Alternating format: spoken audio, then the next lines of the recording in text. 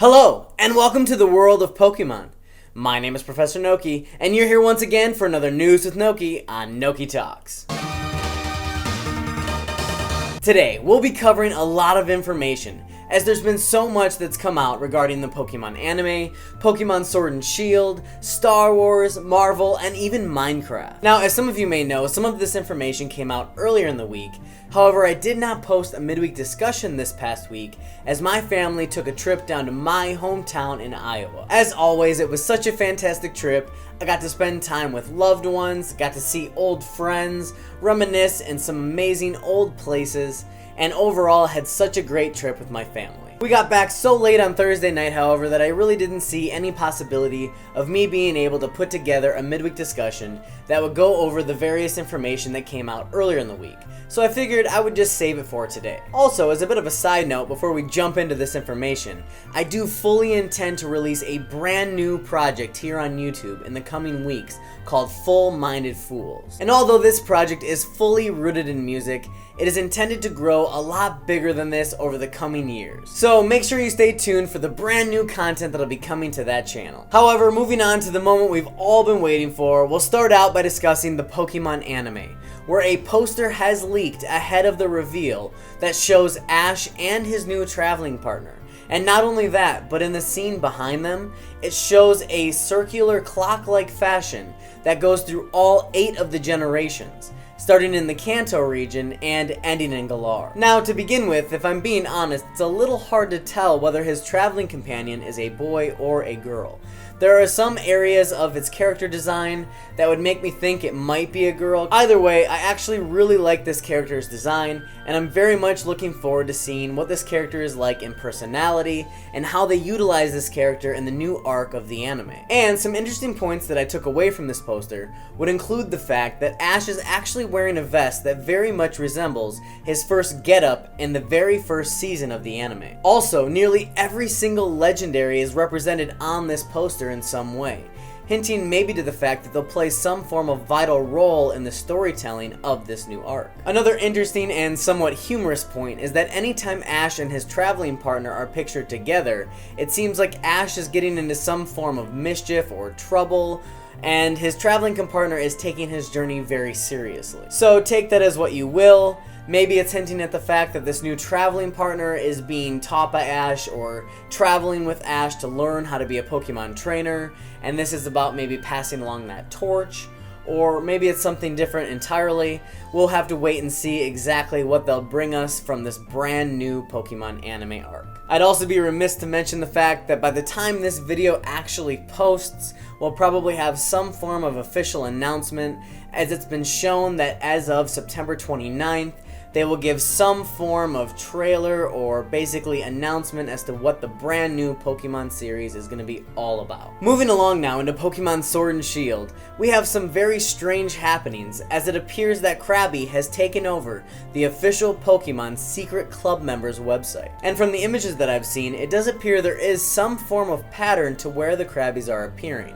However, I don't speak Japanese or read Japanese in any way, shape, or form, so I can't exactly translate what this pattern spells out. However, I'm sure if you went through the work of doing so, I think it probably hints to something to do with why Krabby is on the website to begin with. Which is stirring up some speculation that this is a lot like the Surfetched reveal, and that Krabby very well could end up getting some form of Galarian form, or Galarian evolution, or something like that. It's also been officially announced that on October 4th, there will be a 24-hour live stream of Pokemon Sword and Shield, where Sonia is asking all trainers to join her and researching live in the Luminous Forest, or what's been known in English as Glimwood Tangle. As I said, Sonia, Professor Magnolia's granddaughter, has requested our help in researching for this 24-hour live stream. And this event teases a load of brand new information about these games, and could very well include brand new items, trainers, locations, and even new Pokemon. And considering the fact that this is a research request from Sonia, I'm assuming that we very well could actually end up seeing some brand new game mechanic that in some way, shape, or form mirrors that of Pokemon Go in research tasks. These could very well be side missions where we're tasked to explore different mysterious areas of the Galar region and record data about Pokemon or items or just the area in general. And I'm so very excited to see on October 4th what this live stream will have in store for us. And now on to Minecraft. Now I know I've never actually talked about Minecraft on this channel before, but my family are actually very avid players of this game. We love going on adventures both in sandbox mode, creating marvelous things like giant cities, underground caverns, and everything else.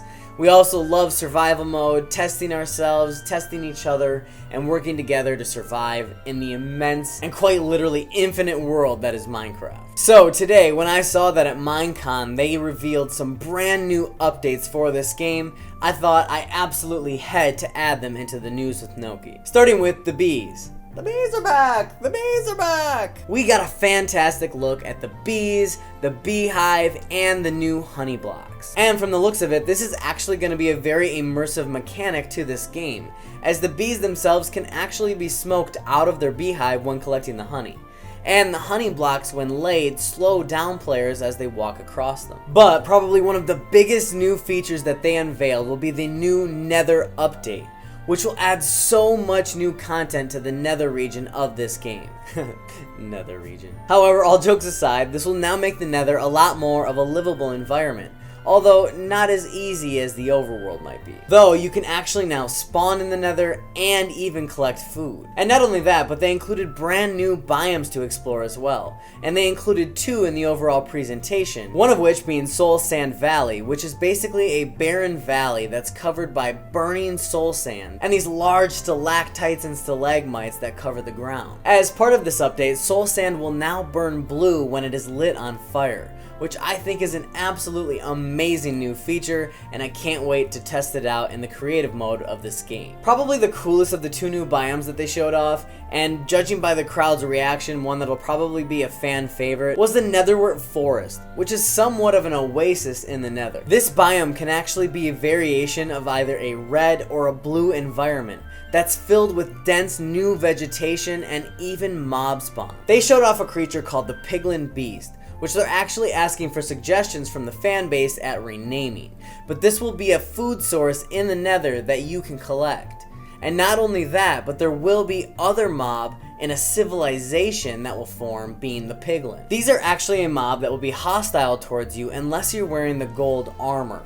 And even then, if you go rummaging around in one of their chests, they get extremely aggressive and angry with you and will attack on sight. These new Piglin actually hunt the Piglin Beast and don't get along with wither skeletons at all. Along with this new mob comes a brand new bartering system as well, which seems very interesting in how they're going to actually pull it off. Of which you throw the item at them and they will just throw the item that you're getting in some random place on the ground.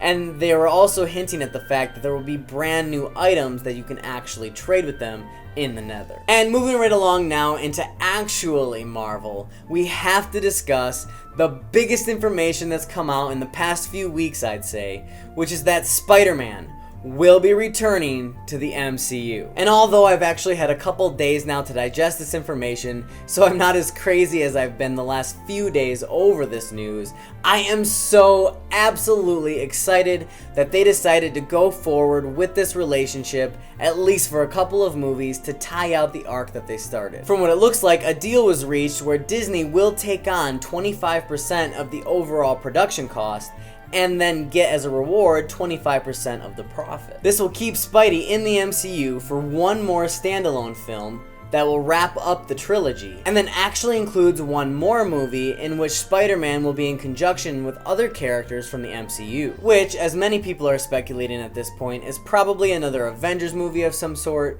maybe the Young Avengers, where they'll be bringing in the younger characters that they're bringing up in the Disney Plus series. Either way, this is fantastic news and has everybody abuzz, and actually begs the question of whether maybe Marvel and Sony had this planned all along. And maybe it was overall just to build up hype about their relationship, because even Kevin Feige is now coming out hinting at the fact that there very well could be a lot more of a crossover than just Spider-Man coming into the MCU, which has a lot of people even more excited at the potential of what that could mean. And speaking of Kevin Feige, we'll wrap up the news today discussing the brand new information that's come out that he'll actually be producing a Star Wars movie after the end of the Skywalker saga. And although there have been no official plans as to him taking on any further role than this, there has been a lot of talk and speculation over the fact that this very well could be their attempt to test the waters with him and see if he can bring the overall mastery of direction that he did for the MCU